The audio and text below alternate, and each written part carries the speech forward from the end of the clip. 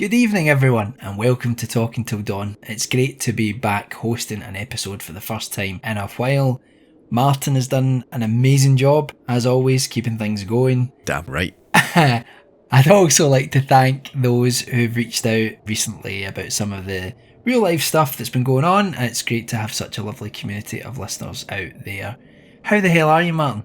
I am really adequate. How are you? I'm about to get better. I should say, this is Mike, everyone. I'm about to get even better. You ready? You ready? Listen. Okay, that was the most rubbish opening of a bottle I've ever heard in my entire life. I thought you were taking a puff on an inhaler.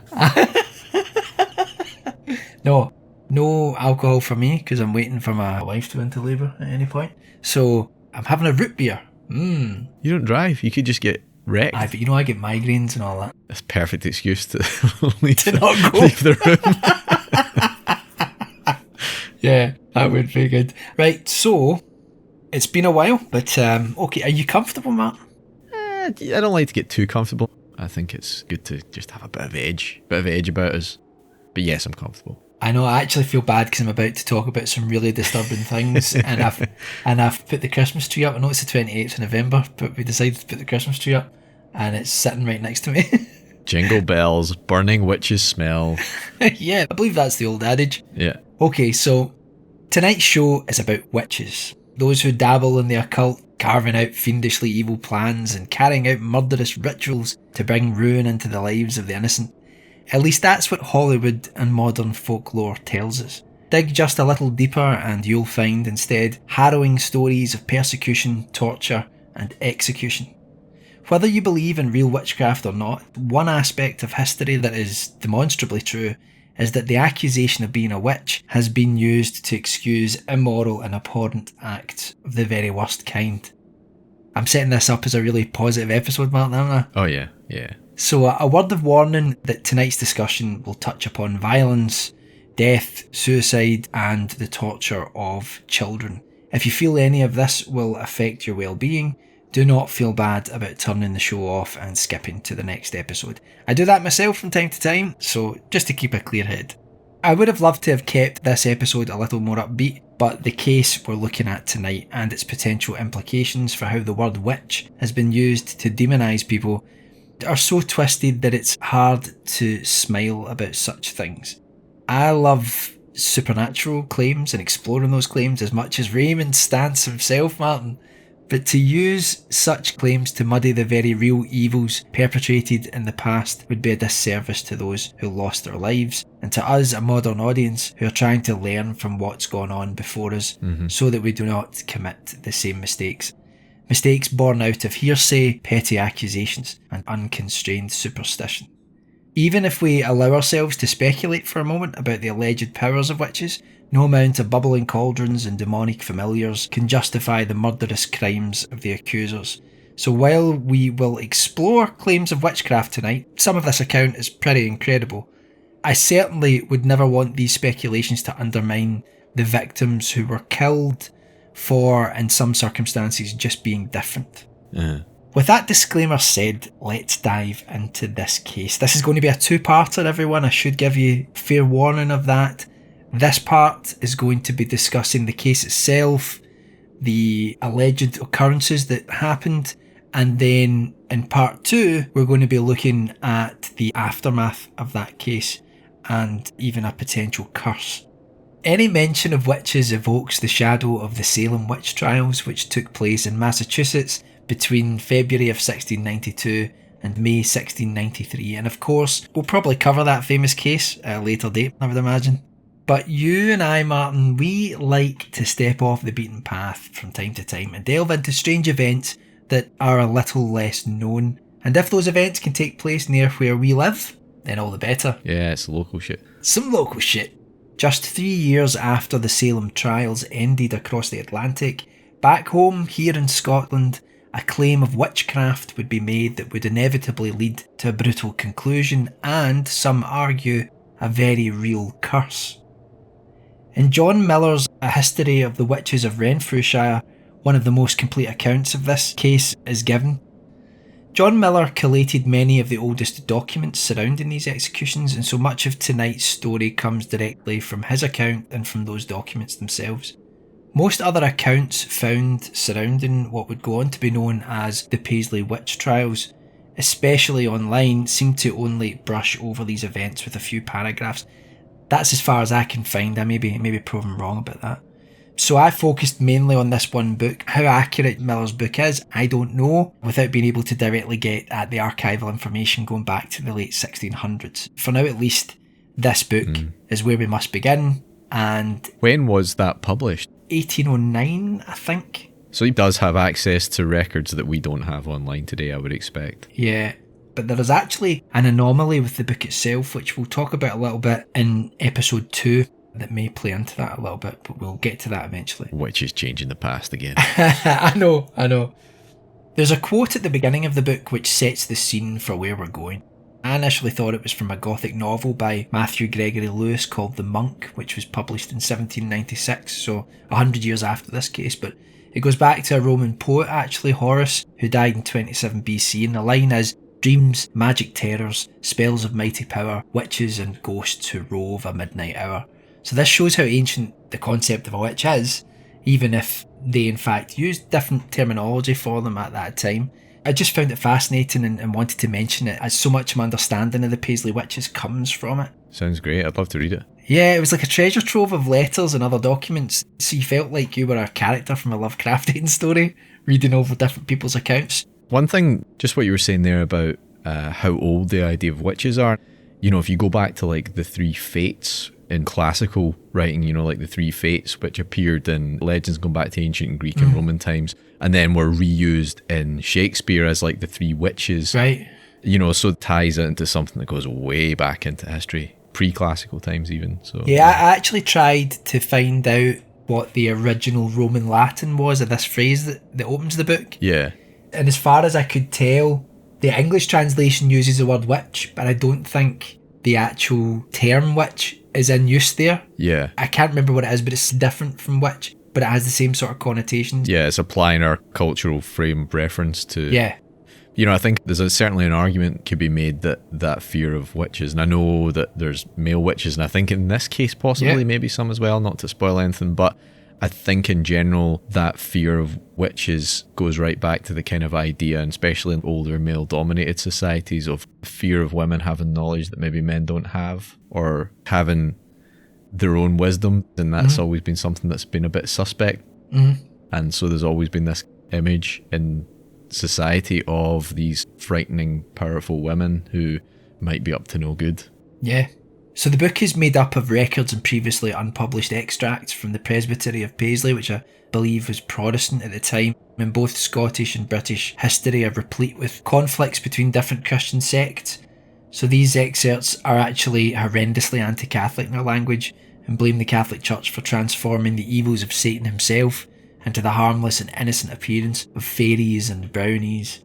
So a word of warning, it isn't pretty reading for those who go looking for this book. This was during the reign of William of Orange as well, wasn't it? King Billy. So I've digressed enough, but definitely check this book out if you're interested in this sort of thing. So back now to August 17th of 1696. To as John Miller's book states, these strange things that befell the child. Now what I'm going to do here is describe in great detail what was reported to have happened to Christian Shaw by herself, her family, clergymen, and many other witnesses. So Christian Shaw was the focus of the alleged phenomena. We'll take some breathers to discuss possible explanations, and then in part 2 we'll look at the trials themselves. The child in question was 11-year-old Christian Shaw, the daughter of John Shaw, the Laird of Bargarran. Okay. Laird is a Scottish term for someone who owns a large estate. Bargarran itself resided in the parish of Erskine, in a larger area known at the time as the Shire of Renfrew. I've tried not to do any Lord of the Rings jokes. It would later be known as Renfrewshire, and is today a local authority containing the larger town of Paisley and surrounding areas. There are about 177,000 people living there today, but it would obviously have been much smaller back in the day. The girl Christian Shaw was known in her community as a lively, smart and well-behaved girl. Her father was also described as being of good account. While at the house of Bargarin, Christian claimed to see one of the maids doing that unforgivable crime of drinking milk from the estate. This was seen as theft. When Christian Shaw told her mother about it, the accused maid, Catherine Campbell, flew into a hideous rage and 3 times wished the curse of God down upon Christian. The curse was alleged to be this: the devil drag your soul through hell. There were several witnesses who claimed to see this take place. Now, why am I being so careful to put alleged and claimed before everything for this account clearly paints Christian Shaw, albeit only 11 years old, as innocent and a well-natured child, but it refers to the maid Catherine Campbell as, and I quote, a young woman of a proud and revengeful temper, and much addicted to cursing and swearing upon any like occasion, and otherwise given to purloining. So, she swore a lot and she's a thief. So she's rough around the edges. How much milk are we talking here? Because, it's one thing if she's like embezzling big canisters of milk, selling them down the barras, but it's another thing entirely if she just had a wee sip of milk. Yeah. And then this wee grass bag's come up. I'm going to tell on you. And she's went away to hell with you. And that's that's considered a curse. I think that certainly the way it's kind of described here is a sip of milk. Jesus. It's just drinking some milk. I don't know where my loyalties lie here. Maybe she was thirsty, but we can't be letting these milk thieves run riot. So this document calls Catherine Campbell a thief immediately. She's rough around the edges, she's vengeful and angry, she isn't in control of herself, and she is hardly a lady. There's a very strong indication here that Catherine Campbell was being portrayed this way because she was working class or the equivalent, part of the servant subclass. That's certainly how it reads to me. Could she have been all these things? Maybe, it's possible, but straight away this account is of suspect objectivity.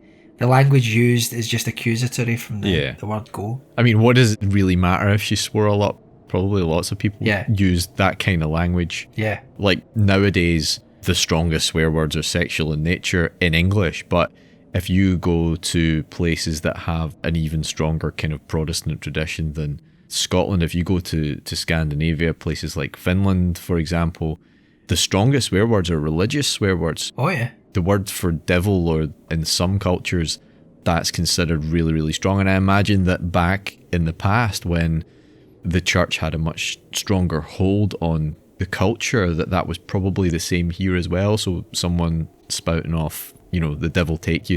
Someone said that now, oh, the devil take you. It's almost quaint. Like, oh, that's kind of cute in a way, but back then that was probably in some ways more shocking, but in other ways also just like a really strong swear word. Probably just the equivalent of fuck off. Yeah, but imagine in a really strict religious environment, that is like an open curse.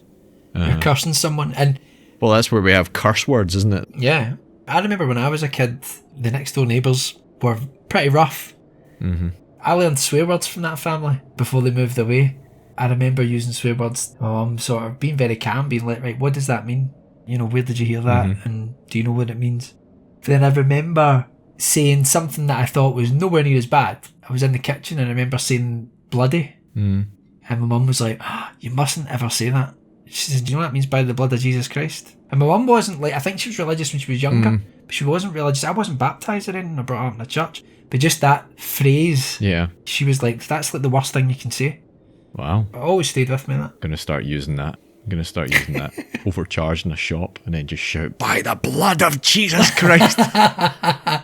So on August 21st, during sunrise, an old widow who lived in the community came to Bargarin House. Her name was Agnes Naismith, and it's claimed in this account that people had noticed when Agnes made malicious threats towards people, those same people often died. So there was a rumour about this woman already, apparently, that she could almost kill with her words. This sounds much like the old folklore surrounding the evil eye and how people were believed back then to be able to almost psychically bring about harm to people just by looking at them or speaking their name. At sunrise on this day, Agnes encountered little Christian Shaw, who was outside in the courtyard with her younger sister. The old woman asked Christian how the baby of the family was doing and how Christian's mother, the lady of Bargarin, was keeping. She was particularly interested in how old the baby was. Christian answered, "What do I know?" Little bitch. Who knows if Agnes took this as rude but she then asked Christian her age and if she herself was well, and then left the estate. The next evening on August 22nd, Christian went to bed in good health, but that night she woke up screaming. She cried for help and then threw herself over the railing of her bed with such force that, had she not been caught by a servant, she would have suffered a severe head injury. When she was immediately put back to bed, the girl went as stiff as a board for 30 minutes, as if she had died. For the next 48 hours, Christian Shaw cried and screamed of great pains running through her body. Whenever she did fall asleep, she would quickly awaken as if something were frightening her from her dreams. When this happened, she would repeatedly scream for help. For the next 8 days, she would have periods of paralysis and becoming completely bent over and rigid.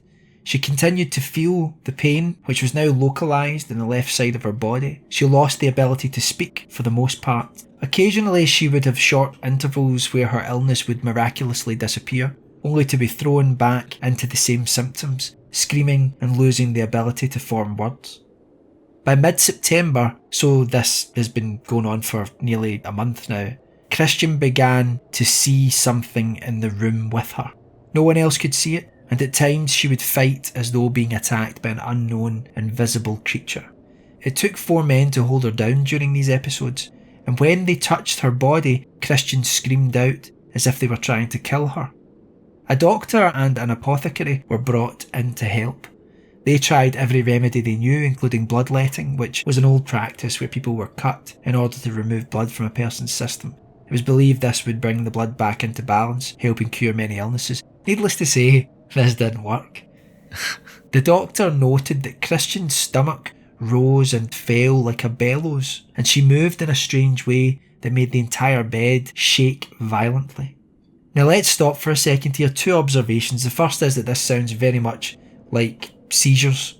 Yep. The rigidity of the body, the strange moving, and if those seizures were brought on by a viral infection of the brain, or even something like a stroke or aneurysm, this may explain why the pain was localised to the left side. Pancreas, stomach, spleen, heart, lung, adrenal gland, even a small lobe of the liver stretches over to the left side of the body. So infection of any of these could produce delirious symptoms and pain there. It's also possible that this was a severe kidney infection. Yeah. My point is, there are many possibilities as to what Christian's behaviour could have represented at that time. Plus, I mean, they're cutting her open with tools that are probably not sterilised, and there's all kinds of different reservoirs for infection. Yeah. The second point is, this account was written hundreds of years ago, and we're going to get back to this a number of times through this, but I couldn't help but see the parallels with William Friedkin's The Exorcist. The body movements, the screaming, the bed moving violently. It seems unlikely that either he or William Peter Blatty, who wrote the story and screenplay, would have heard about this case, but you never know. I don't know, man. Like witchcraft and possession and all, I would imagine they did quite a bit of research into that kind of stuff before they wrote that. Plus, I think that these situations you're describing have played out similarly to this all over the place, including in the Salem witch trials, which they almost certainly would be familiar with, if not this. Yeah, and that's what I was going to say, that, bed moving, to be fair, is something that happens in a number of alleged witchcraft, possession, and even poltergeist cases.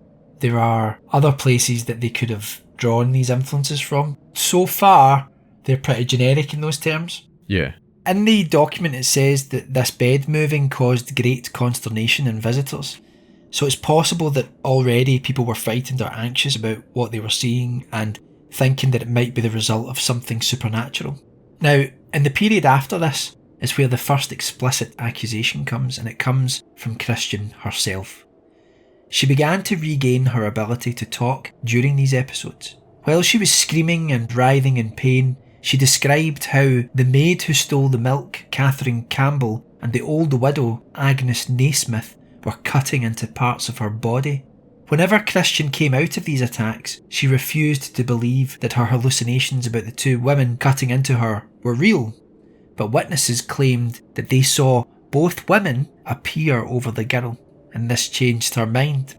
So we're already straight away in a situation where there are other witnesses claiming that they're seeing some of these things happening, and they're being told to this maybe a manipulative 11-year-old, but maybe quite an impressionable 11-year-old. Maybe manipulative witnesses. Maybe like, well, I've never liked that woman. It's a good way of getting back at her. Saying, I did see that. Yeah. That'll put the cat among the pigeons.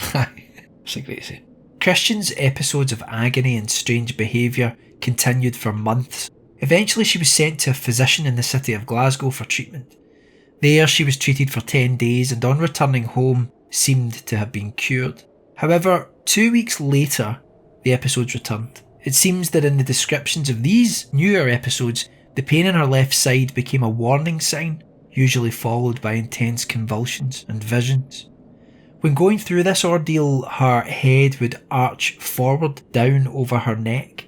Now, speaking of the seizure hypothesis, that this is all some illness that would be diagnosed today, there's an interesting comment in this document describing how her tongue would go into the back of her throat and then would come out, drawn unnaturally long between her teeth and down over her chin. Here's another quote. Her teeth setting together so fast upon it that those present were forced to thrust something betwixt her teeth for saving her tongue. On a personal note here, I remember my dad talking about dealing with social work clients who would have seizures for different reasons, and I remember him telling me that he had to stop someone from putting their fingers into the mouth of a man who was seizing up to grab his tongue. Lose your fingers? Yeah, because he would have bitten down on them. Yeah. Christian was also observed being motionless and stiff as a board again, and for those who want to delve into the supernatural side of things, she was witnessed having these seizures with her tongue protruding whenever she tried to pray. Almost as if it was a reaction to it. Of course, it's quite possible that a situation or behaviour that would cause excitement could bring on a seizure. When I was in my late teens, my downstairs neighbour offered daycare, probably something that wouldn't be allowed now, to be honest, because I think it was pretty casual. But there was a young kid there. He was a great wee guy, and I would play football with him in the garden because I often thought he looked bored. We'd have a carry on, and sometimes I could see the point where he was about to have a seizure because he was having too much fun, essentially, and running around. Yeah. So you have to kind of think in that context, people are starting to suspect that she's under some kind of supernatural attack, right? Yeah. When would she tend to pray? Would she tend to pray when she felt most at fear of this supernatural attack? In which case, would she be praying more often when she's in an excited, heightened state? She got people around her going, quick, you must pray to Jesus for help. And then, oh look, she's having a seizure now that she's praying, rather than she's having a seizure now that she's been whipped up into, panic. Was it the fear and the hubbub around this case that was making her have seizures, or was it the prayers themselves, so... Yeah, that kid that I used to play football with, you would see his eyes roll back into his head, his eyes go white, essentially. And we'd have to sit for a while and just sort of calm him down. My point is, while it's creepy that Christian had these episodes when she tried or was asked to pray, yeah, it's quite possible that this brought about an excitation or stress response that led to a seizure. Christian then had a period of calm intermingled with terrible episodes of pain and screams. One day, while on her way to her grandmother's house at North Bar, she suddenly spat out large quantities of hair as if she had eaten them. Some of this hair allegedly was of different colours, as if it was from different people. Yeah. Furballs. And some of it was plaited or in knots. Oof, that's fucking weird, man. I think we found something that gives you the heebie-jeebies. Hair gives me the heebie-jeebies as well. The idea of like swallowing it or... choking up, vomiting up hair. Ugh. Yeah. Christian's family decided to send her once more to Glasgow for treatment. But even there she continued to spit out large amounts of hair. And then this escalated. She began to cough and vomit up coal cinders, described to be as big as chestnuts. Some of these coal cinders were burning hot and couldn't be handled by the doctor, observing this terrifying occurrence. As bizarre as that is, to hark back almost to her Terror episode... I was going to mention that, yeah. It can be like a symptom of a psychological problem or a personality disorder, or like an attention-seeking personality disorder, perhaps. Not to delve too deep there, but that's just what... I mean, obviously coughing up hot cinders is bizarre, but I'm just trying to think in a more rational point of view, how might it come to be that she might have all this strange stuff in her stomach? And that's possibly one reason. Absolutely. I think we talked about it before. I think it's called pica, is it? Yeah. And that can sometimes be brought about as well if, well, certainly in young children, if kids have certain mineral deficiencies, they can end up eating soil and paper. And anyway, so days later, Christian was seen coughing up huge amounts of straw. And one bundle of straw that was folded up the doctors found a metal pin. Fucking hell. But this horrible ordeal didn't end there. Christian allegedly coughed up bones of various sizes, including those of small birds, and even some head bones from kine. Kine, incidentally, is an archaic word meaning more than one cow. I had to Google that. Right, yeah. Wait, head bone. Wait a minute. You're not talking about like a cow's skull, right? You're talking about a piece of a cow's skull, surely. Aye. Like a cow pie, like the horns and everything. On different occasions, Christian spat up something called candle fir. I believe this is a plant that burns like a candle when lit and was present in the countryside. I'm assuming it still is. Though I've never heard of it. I don't know if you've heard of it. Let me find out. The first page of Google doesn't tell us what that is, therefore it's unknown to science. But whatever it is. One piece of candle fir was nearly 4 inches long. In some instances, Christian would partially cough up something, and when the doctors tried to physically remove the item, it would prove impossible to remove and return to the back of her throat or be clenched between the girl's teeth. One witness, Archibald Bannatyne of Kelly, was present when a bone protruded from Christian's mouth. It looked like that of a duck's leg. When he tried to pull it out, he claimed it was as though a force was pulling it back from the inside of Christian's mouth. This goes on and on. Christian spat out hay mixed with dung, bird feathers, gravel, a large gall nut, lumps of candle grease, sticks and eggshells. Through all of this, Christian claimed to have no knowledge of where these items came from. Whenever an item was pulled out of her mouth, she would instantly stop having a seizure. It's said that Christian received many visitors at this time, and this account makes specific mention of these witnesses being famous people from the city. So I can't help but think that, okay, they could have been visiting the House of Bargarin because it was a place of, a powerful landowner, but it sounds as if the poor girl, remember she was just 11 years old, that she became a kind of sideshow attraction for the morbidly curious. Yeah. Incidentally, the producing of objects from the mouth has been seen in alleged possession cases and other accounts of witchcraft. We've mentioned before, Martin, where we talked about sort of extreme gluttony, that some people can suffer from these conditions. Yeah. Plus, you know what they say, Mike? Snitches get witches. I do wonder if what was happening to Christian was some extreme form of that, pica or something like that. Not to be super suspicious, but were the doctors charging people to visit her? Were they supplying and encouraging her to eat different items? I mean, that would only partially explain it. Christian had been spitting out items from her mouth before meeting with the physicians in Glasgow. Yeah. Of course, Christian was a little girl. It's been suggested in some famous poltergeist cases, such as the Enfield haunting, where young girls seem to be the focal point of the activity. They then feel the need to perform for the grown-ups. Once they get attention, they just keep pushing and faking what's happening because it seems to please, or at the very least, meet the expectations of those around them. Yeah. Could be a kind of almost like a, symbiotic relationship between her and the people who are making a living off of presenting her, Yeah. And even if there were real, genuine, supernatural occurrences taking place, sometimes that's been proposed by some researchers that maybe something odd went on at the start, but it was like a subtle thing. And then some of these cases become so over-embellished, and it does become performative, especially when you're dealing with kids, that you then can never tell if there was anything real to begin with or not, because it just throws everything into question. I don't know about that, but that's just what some people have suggested. And it's also been seen in some alleged exorcism cases where a child's behaviour seems to be geared towards confirming the religious beliefs of adults and peers. Yeah. Towards the end of this process, it was recorded that after recovering from a fit, Christian addressed her enemies, whom she believed were in the room and visibly attacking her using witchcraft. She said, and I quote, "Thou sittest there with a stick in thy hand to put in my mouth, but through God's strength thou shalt not get leave. Thou art permitted to torment me, but I trust in God, thou shalt never get my life, though it is my life thou designest." Christian then asked for a Bible and a candle and then said, "Come near me, Katie," referring to the maid Catherine Campbell, and I'll let thee see where a godly man was given up to Satan to be tormented. Christian is then quoted at length describing out loud the story of Job, likening her suffering to his.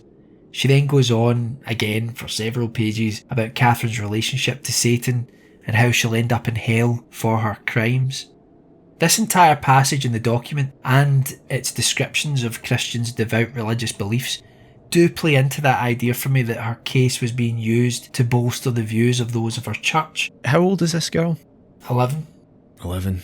Does seem a little bit suspect the way it's so well formed. The only thing I would say about that is that coming from a rich background, she may have been tutored in such a way that she was able to speak like that. Yeah. But it just, even well-educated children at 11 don't tend to speak in sermons. Yeah. You do get these kids, if you look at like the Bible Belt and stuff, you get these child preachers. But those two have been fed that by their parents. It's very much like a parroting what the adults expect to hear. So who knows, man, who knows? But that just sounds to me, maybe the guy's paraphrasing, maybe he's adding stuff to what she said in order to give it a bit more gravitas. But the first thing that pops into mind is that's something an adult has said, and she's either repeated it or the adult has kind of adapted it from what she said. Yeah. It could be that this aspect has been exaggerated after the fact. These documents came from the church's records. Yeah, well, that's true. So it's highly probable that there is an inherent bias here by the people who wrote them down. Yeah. It's even mentioned after this passage that those who wrote down and recorded Christian's words, that this was a sort of anti-possession, or rather a moment where the girl was possessed by a force of good rather than that of evil. Right. So she's God shining through. A battlefield between... Yeah, okay. However, more fits followed, and it's recorded that she began to literally climb up the walls. Wow. Again, it took several people to restrain her. It was then that Christian mentioned 4 men as new tormentors. Those listening knew some of the names and believed that they weren't the most trustworthy, so they could quite believe that they were somehow in league with Catherine Campbell the maid, Agnes Naismith the old woman, and perhaps the devil himself, to torture an innocent child. In what seems like a horrid piece of bad luck to me, a man named Alexander Henderson came to the house where Christian was being kept. He was a beggar, and when Christian saw him, she said he was one of the 4 men hurting her. Again, the poor, the downtrodden, they're all in it, Martin. They're all in on it. Yeah. That's what they get for being poor. Jeez. Around the 8th of December, Christian returned from having more treatment in Glasgow. Once again, her symptoms eased for 6 or 7 days. But when the fits and outbursts returned, having rebuked Catherine Campbell and Agnes Naismith with passages of scripture from the Bible, Christian claimed to be the target of the devil himself. Quoting the text here, "She afterwards fell into frightful and terrifying fits, the occasion whereof she declared to be her seeing the devil in prodigious and horrid shapes, threatening to devour her." The account also says here that her eyes strangely altered and turned in her head. This again reminds me of the boy I mentioned previously, who suffered from epilepsy, and his eyes would roll back when a seizure was about to happen. Yeah, rolled to the whites. Yeah. Christian was increasingly having to be stopped from biting her own fingers or on anything that came near her mouth. She began to motion as though she had a hold of something in her grip, and she claimed to have grabbed hold of the coat of one of her tormentors, naming the person only as JP given the initials. She said she had a hold of this cloth, though no cloth could be seen, and yet Christian's mother and aunt heard the sound of cloth tearing as if from nearby, so they said. When they looked into Christian's hands, they saw that she did indeed have pieces of cloth torn from a jacket or coat in her hands. The family claimed that there was no cloth like it near Christian or in their house. Christian then mentioned that her tormentors, these invisible people who were visiting great pain upon her, would come into the room and, although no one else could see them, Christian described how they carried strange lights and candles that were frightening to look at. Again, people who suffer from epilepsy, and especially some forms of migraine that have recently been linked to epilepsy, not only see bright lights but become photosensitive. When I get a migraine, I can't look at bright lights, and even when I don't have one, I'm very sensitive to light. So this all kind of fits the idea to me of this being some sort of epilepsy that wouldn't have been diagnosed during the 1600s. However, Christian pulling the cloth out of the air, I don't think that's a symptom of epilepsy somehow, so No. there's obviously more at play here, whether it's deception or genuine supernatural occurrences. Of course, all of this can be explained by deception, misreporting, etc., but it's still an interesting claim. Amongst this was long before the trend of spiritualism in the 1800s, and when that was happening, mediums claimed to be able to conjure up objects out of thin air. Yeah. The parallels with poltergeist claims and spiritualist claims are quite striking to me, given that this happened hundreds of years before those terms became popular. Although they were both drawing on stuff going way back. Yeah. But yeah, as you say, like, they didn't form into their modern forms until a lot later. Yeah, it's just reading this, it amazed me actually how familiar it all was. Yeah. Now you would think, given that this was a time where witchcraft and superstition were popular, that Christian's parents would have kept the alleged conspirators away from Christian. But around the turn of the new year in 1697, the parents brought Agnes Naismith, the old widow, in front of Christian. She begrudgingly prayed for the girl. Now after this, Christian claimed that not only did Agnes Naismith not appear with the other tormentors to visit her and torture her, but that Agnes would appear sometimes as her defender and try to protect her from the others. Catherine Campbell, the maid that openly cursed the girl for telling Lady Bargarin that she had stole some milk, was asked to come and pray for Christian as well. But not only did Catherine refuse, she doubled down on the curse, cursing Christian, the entire family of Bargarin, and all their belongings. Poor belongings. I know. That fucking suitcase is going up in flames. Aye. That bedpan is going to hell. Fuck that lamp in particular. I know. She is quoted as having said, "The devil let her never grow better, nor any concerned in her." Several witnesses reported hearing these words. Pretty bitter of her. But then again, who knows, like, maybe at this stage she's been going through all kinds of accusations and, you know, she doesn't sound like someone who has her emotions in check. This is when the authorities were finally brought in. As I mentioned earlier, there's a particular atmosphere of sort of class abuse here, with the rich and advantaged abusing and demonising the poor. The sheriff depute of the Shire, not Middle Earth everyone, was petitioned by the Laird of Bargarin to imprison Catherine Campbell for her curse. Once thrown in jail, she rarely appeared in Christian's visions, though the girl was still tormented by others. On one or two occasions, Catherine did appear to torture Christian, and investigators claimed that this occurred at the same time Catherine Campbell was moved temporarily from the toll booth to either the jailer's house or to go to church. Now, I found that point interesting. Maybe it's being brought up in Hollywood and British monster movies, but the supremacy of Christianity is often used in older films as a method to defeat evil. The best example, of course, both in literature and film, is Van Helsing holding up a cross to Dracula to drive him back. Well, mostly in the films actually, rather than the book.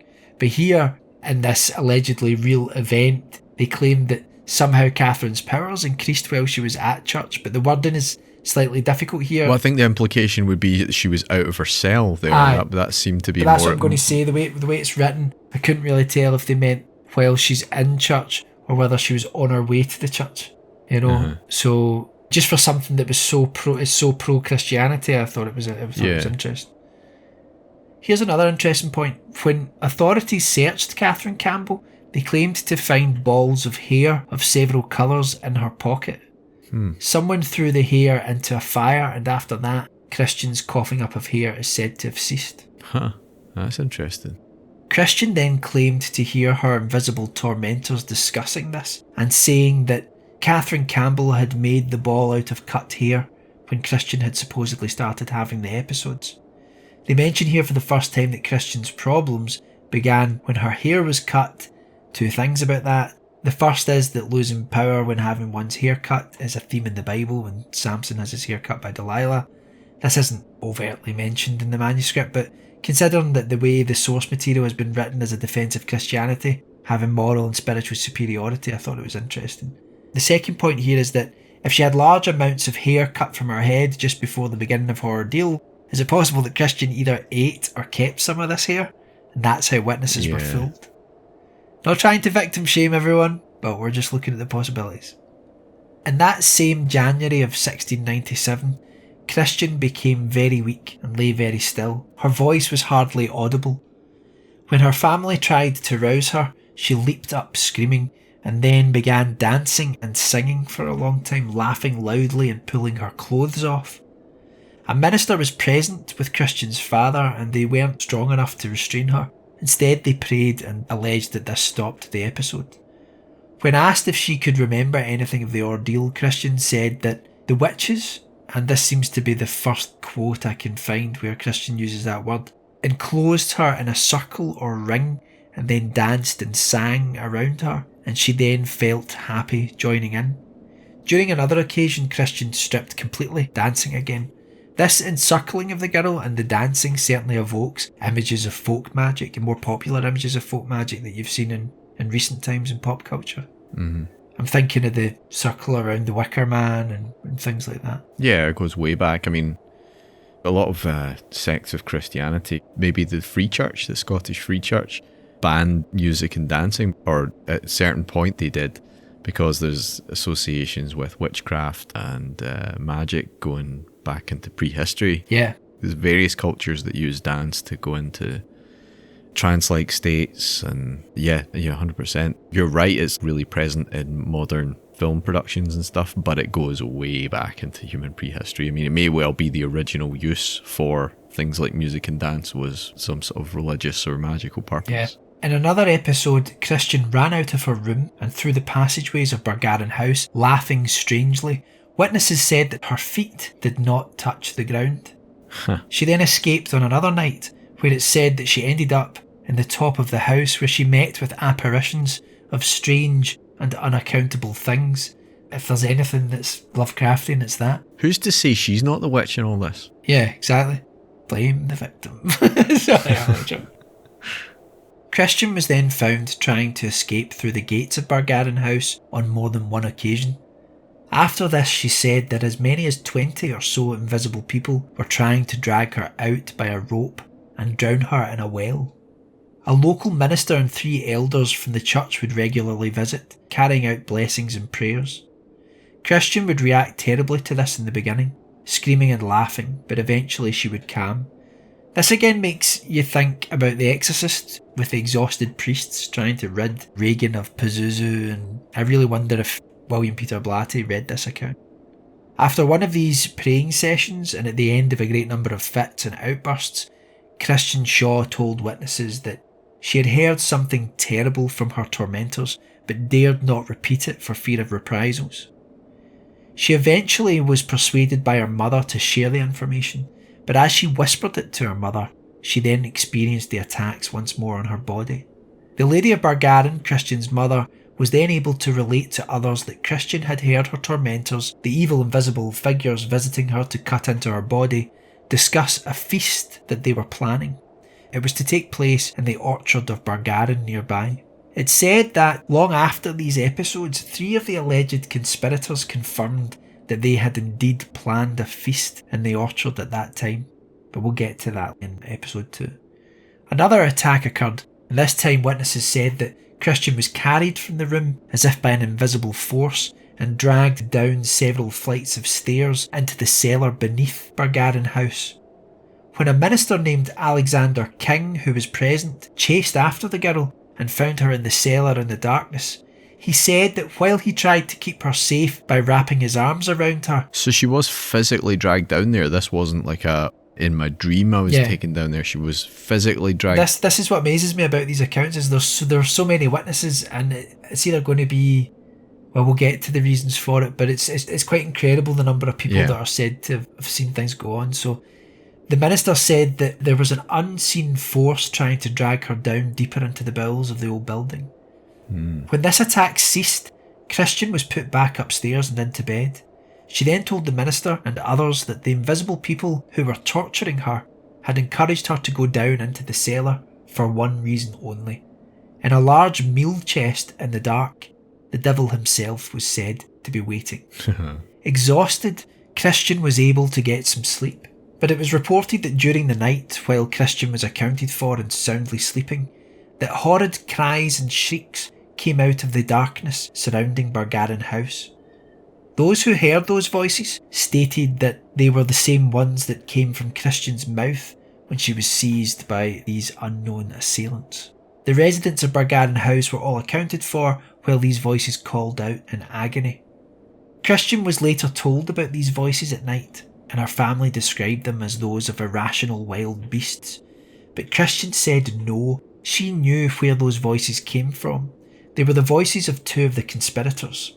They both went by the name of Margaret, and she had heard them referred to by the conspirators as their Maggies. They had been promised by the devil that if they called out in this way outside of the house, that he would bring Christian out to them, so that they and 16 other conspirators out there in the pitch black night could drown Christian in the well she had previously tried to run to. Quite a few folk with it in for her. 16? Yeah, it ends up being more than that. I mean, I think she mentioned previously there was 20 at one point. The numbers seem to vary, but it does seem that there's like this escalation going on. Maybe like 4 were having a night off, and it was just 16 that actually showed up to kill her. Bill, going to you going, it's my night off. I'm tired of persecuting this one wee girl because she grassed somebody in for stealing some milk. I know. Ted will do it. I actually found some of this stuff quite creepy. Yeah, oh yeah. It was way more detailed and way more dramatic than I would have thought, but then I suppose if there's a performative aspect to the accusers, then it makes sense that if there's a type of hysteria going on with these things, that they would be so overly dramatic. But some of this, it was, I found it quite eerie. The idea of the devil in the chest. It's like the monkey's paw, the tapping at the door. You don't see it, but you know, just on the other side of that door, there's something that'll drive you out your mind. It's a creepy, creepy thing. The idea that you could just open a chest and the devil will be chilling inside. Right? Right, hop in, Christian. That's alright, Christian. Just open the chest. Open the chest, Christian. Hello, it's your friend, Johnny. I appear to have fallen in this chest. You remember that dog that ran away? She's down here. Other fits and seizures followed, and Christian's demeanour became angry and resentful during them. When she calmed for a moment, she told her family that her tormentors were advising her to sneak out and head to remote parts of Bargarin House alone, and to bring a snood, which is a piece of lace women at the time used to tie their hair up. If she did this, she would be rewarded with sweet almonds and sweet meats, Martin. Oof. Sweetmeats was a name for like cakes and things. It wasn't what you were thinking. Was it? Oh, I was thinking it was like cured meats or something. No, like it that. means like, let me just double check. So, sweetmeat is just food rich in sugar. Right, okay. The voices told her to also bring an apron with her so that she could carry these rewards back to her room. On several occasions, Christian was found, apron and headlace in hand, trying to leave her room and walk through the lonely passages of Bargarin House to empty rooms and unpopulated hallways to receive these rewards. But she was stopped and broke down in shrieks of anger and hatred when restrained. On the night of January 14th, Christian saw the figure of a young girl appear among her tormentors. The girl had a scabbed face and told Christian that the very next day she would visit Bargarin House at 10 o'clock, but not to tell another living soul. The next day, on the 15th, a number of beggars came to the gates of Bargarin House. Christian asked about them. At 10 o'clock, one of them was indeed a young girl with scabs on her face, but she had long since left. On January the 16th and 17th, Christian spat out a large number of sharp pins, which she said had been put there by one of her tormentors, JP.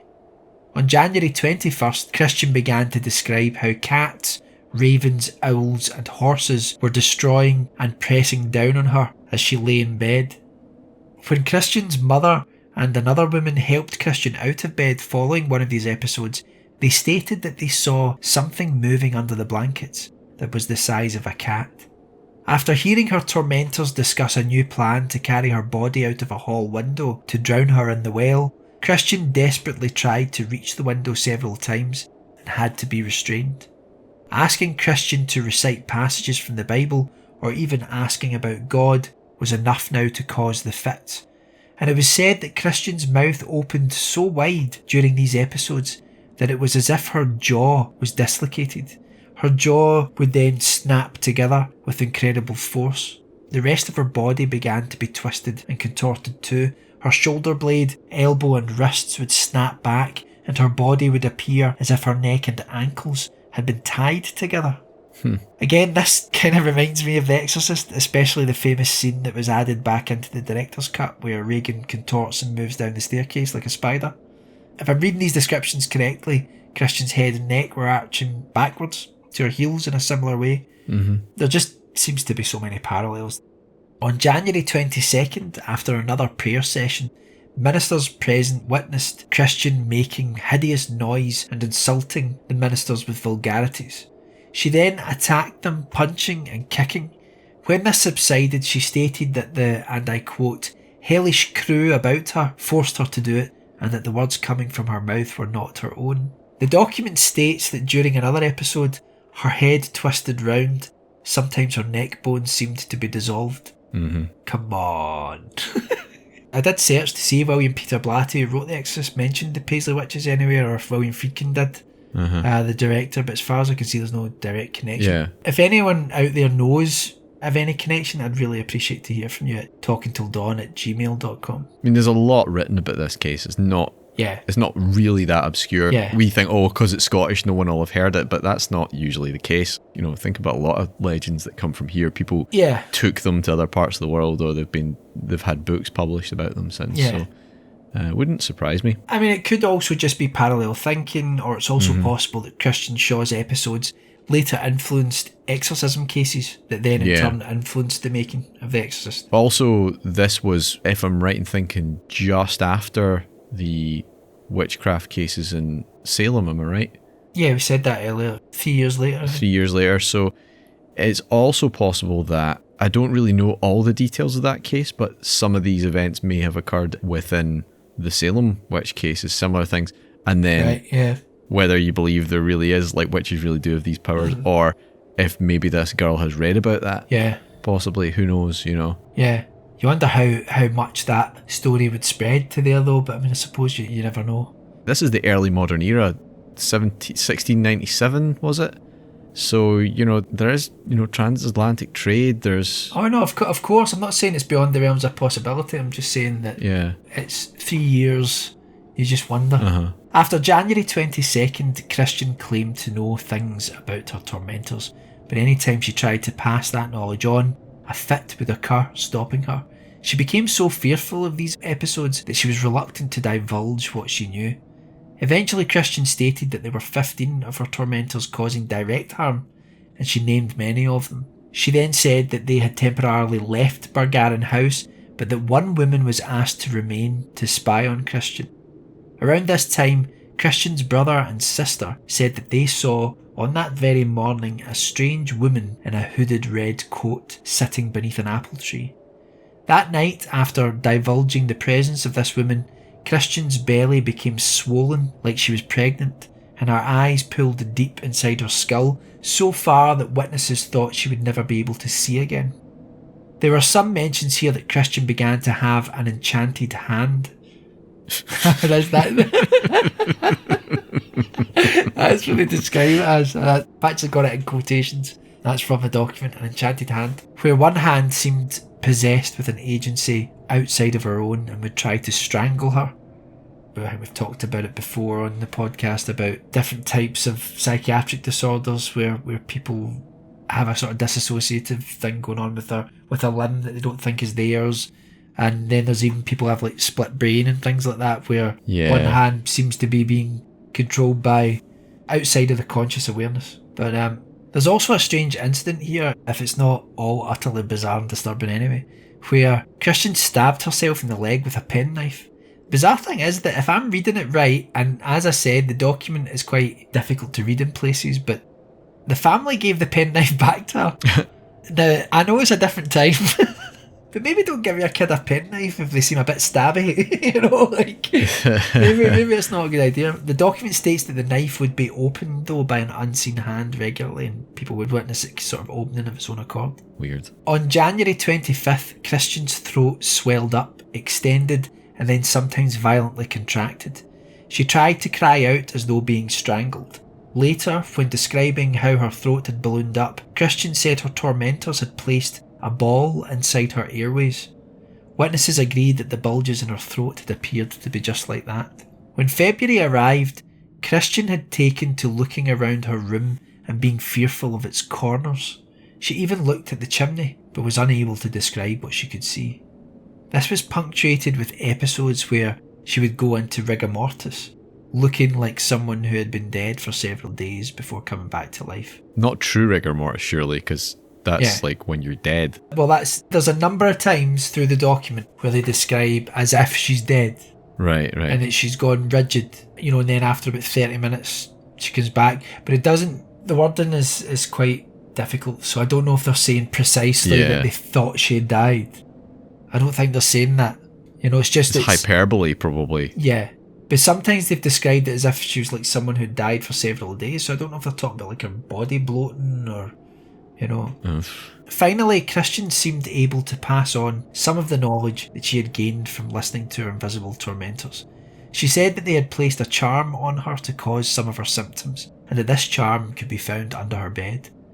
Christian was seen then pulling an entire eggshell from beneath her bed. It was open, as though something had escaped from it. When the eggshell was thrown into the fire, witnesses claimed that it didn't burn as an eggshell should have, but instead melted away like wax.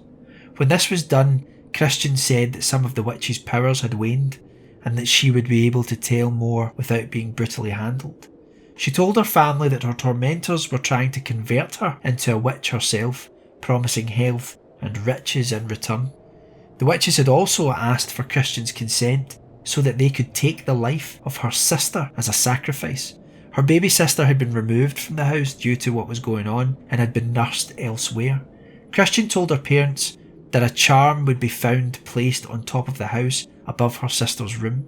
It was placed there by one of the Maggies. At the same time, her sister was said to be decaying daily to skin and bone, but when the charm was removed and the baby brought home, this stopped and the baby recovered. When a man named John Lindsay was visiting Christian's father on February 2nd, Christian claimed that he was one of the chief conspirators and that she had been urged by the witches to touch his body. When she did, Christian fell back into a terrible fit of agony.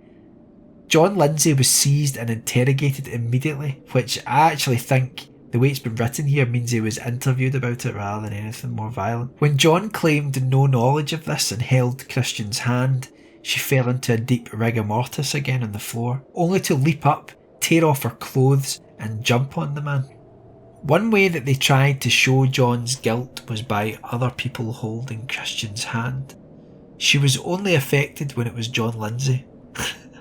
Hardly Perry Mason stuff, is it? I'd like to know if they put him behind like a screen or something. Well, there is actually something of that. At night, an old man from the Highlands came to Bargarin. He called himself a weary traveller and asked if he could stay at the house for the night. The servants refused this request, and at the same moment, Christian told her mother up in her room that one of the wicked was in the ground. The mother took Christian down to the front door to see the old man. Upon seeing him, Christian said that he was one of her tormentors. They forced the old man to touch Christian's hand, resulting in another fit, proving to them at least that he was one of the conspirators, and so the servants seized him. The next day, one of the ministers visited and tested the old man by covering Christian with a cloak so that she could not see, and having him touch the cloth so she wouldn't know. Christian went into a spasm, making the minister certain the old man was one of the witches. Scientific method, Michael. Can't argue with that. Exactly. With some of the alleged witches, the old Highland man and John Lindsay and maybe even Catherine Campbell in custody, and with Christian having now named many of the other conspirators, Christian Shaw's ordeal was taken to, as the document calls it, His Majesty's Most Honourable Privy Council, who, upon serious application made to them, worthily and piously granted a commission to a noble lord and some worthy gentlemen to make inquire into the same. By virtue of this commission, some suspected persons were seized. So it sounds like there was some sort of investigation and people were grabbed. This occurred on February 4th, 1697, and would be the moment where all of the strange claims of witchcraft surrounding Christian Shaw would finally be investigated by the authorities. An investigation which would result in suicide, execution, and a curse that believers in witchcraft attest still has power today. We'll explore all of this in part 2 of our investigation of the Paisley Witches. What do you think about all this, Mark? Yeah, it's really interesting. I'm trying to maintain an open mind, but it puts me in mind of two separate but possibly interrelated kind of mental health issues. One is Munchausen Syndrome, which is where people, I don't even necessarily want to say feign illness, but in some cases feign illness, in some cases bring about illness either directly or indirectly because the attention that it brings them, they become addicted to that. I don't know, that's just my kind of vague understanding of it. That yeah, because there's Munchausen syndrome, there's Munchausen by proxy, by proxy is when it's someone else. But Munchausen syndrome is to you yourself. Yeah. So either feigning illness, making yourself sick. So there's Munchausen syndrome springs to mind as one potential. The other kind of mental health adjacent issue is much more modern, at least the name for it is much more modern, is gang stalking, the belief that gangs of people are out to get you. So nowadays we have people that, don't get me wrong, that does happen sometimes. Some people genuinely are persecuted, but 9 times out of 10 or 99 times out of 100 maybe, people who believe that they are being persecuted by faceless groups of individuals that they've never met, and that they're being followed down the street, and that people are leaving traps for them and are conspiring against them. 99 times out of 100, that is a manifestation of a mental health crisis that person is undergoing.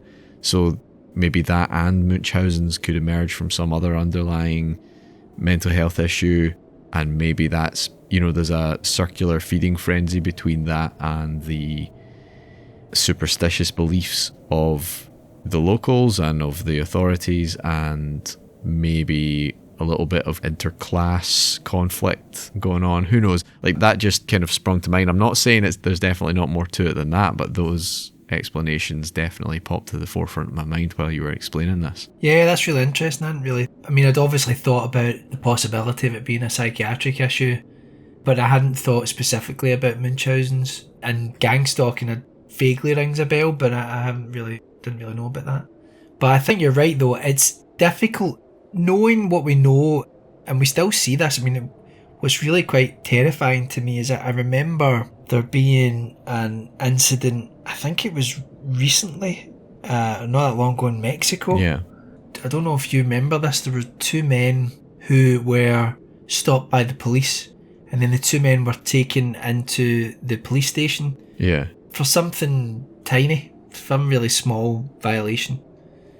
But the rumour went round the town that they were paedophiles and child kidnappers. Right, shit. The people turned up outside the jail, and when the men were brought out, they burned them alive in the street. Yeah. I read about it, and it was really absolutely horrible. And the way it's been described by some people that live in that town is that most of the people there took part in it. Yeah. It was like this hysteria that just made people act as like sort of one demented, vengeful agency, almost. Yeah, and they murdered these 2 men, and it turned out that the 2 men hadn't really done anything wrong. It's the diffusion of responsibility in a situation like that as well. So if everyone goes, well, I wasn't the one who dealt the killing blow, but everyone did a little bit, everyone brought a few sticks for the fire, that's what makes that kind of mob mentality scary, because of that diffusion of not just responsibility, but diffusion of conscience, maybe. Yeah. I've seen it in good people as well during strange times. I've seen people who, sometimes it's someone who is normally completely rational and together, and then because of events and because of peer pressure, they start to think in a certain way. I'm thinking about after things like 9/11, where people start to have prejudices, start to have problems, because as horrific an event as that was, there's then this kind of social paranoia that comes out. And then the flip side of that is that there are some people who maybe you just thought were rational. Yeah. And then you find out the true nature. I always think of someone I used to know who was very, very together. My mother-in-law used to go out with a guy who's a really famous artist, and he always seemed totally together and really kind and very, he was a very artistic person and creatively minded, and made these beautiful paintings and always seemed very well measured.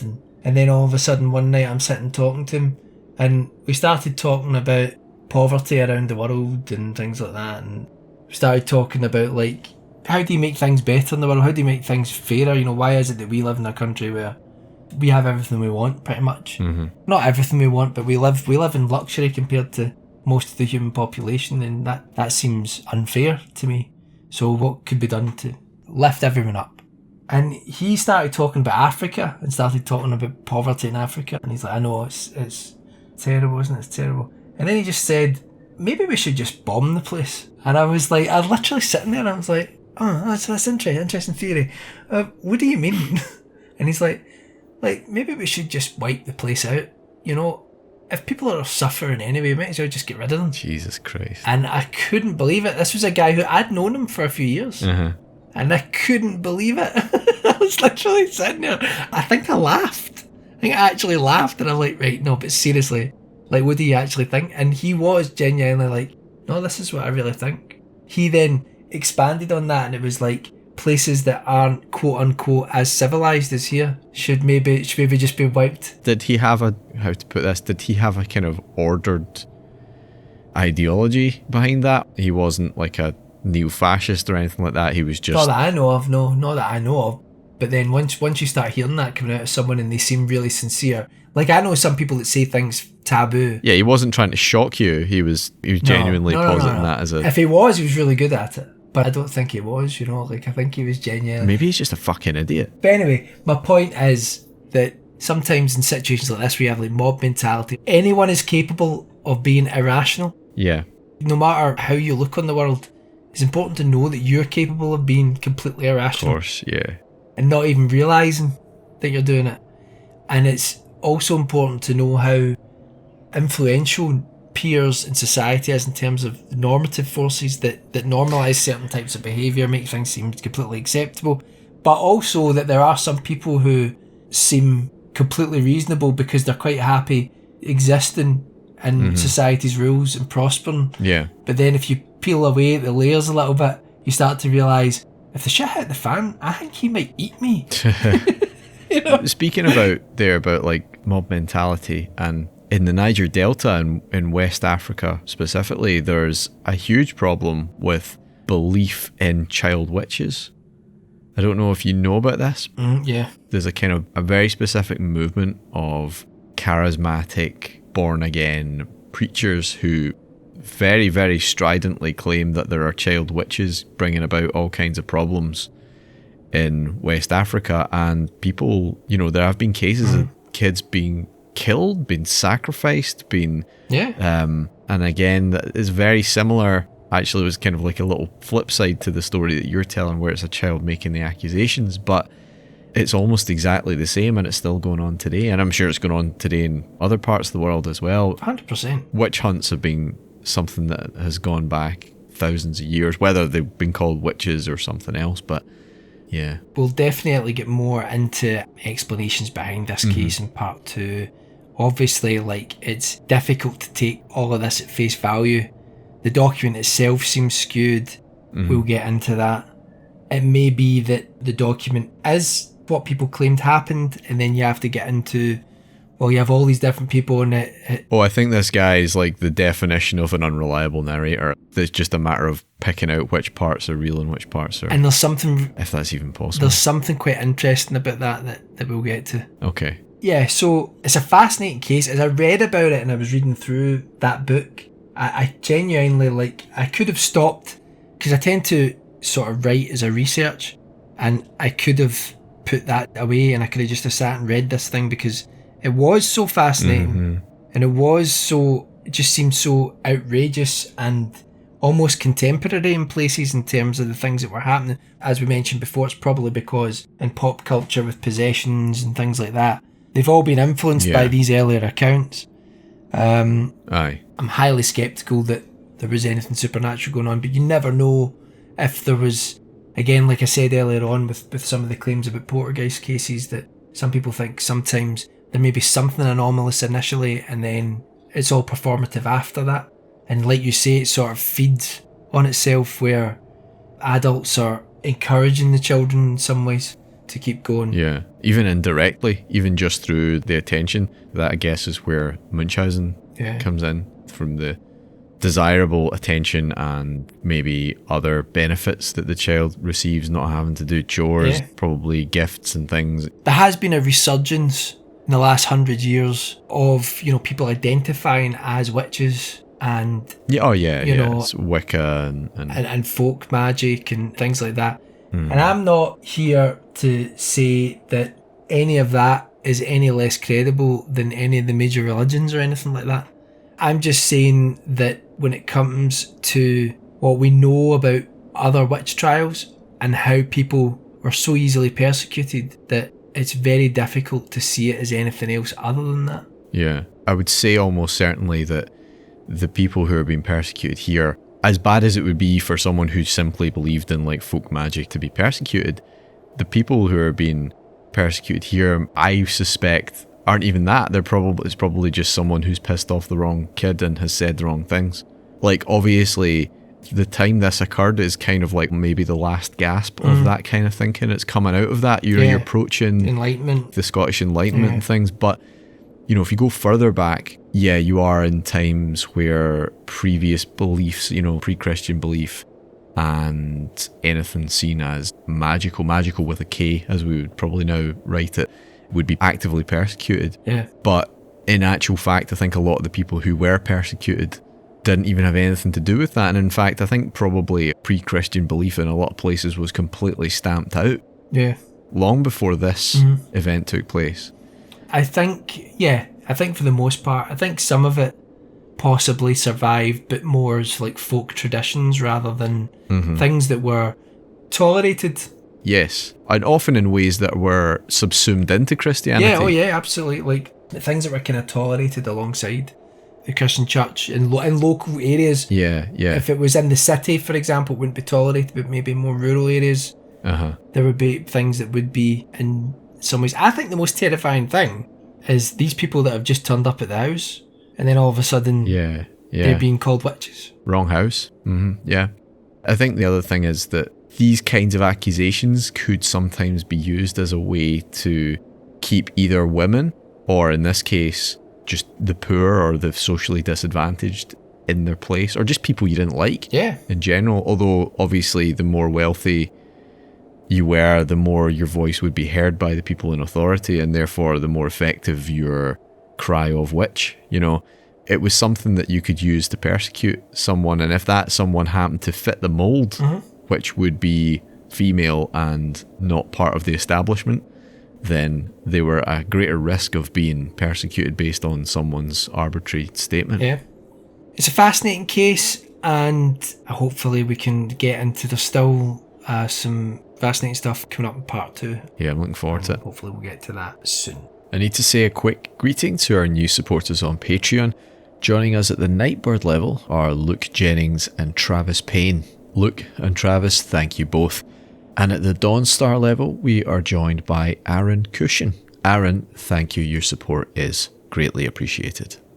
If you do want to support the show, please feel free to go to patreon.com/talking till dawn. We've got a lot of awesome people there supporting us, and it really does help keep the lights on. So a big thank you to all of those who have contributed so far. Yes, thank you, everyone. But I think, Martin, the sun is coming up. Thanks for listening, everyone. Good night. Good night.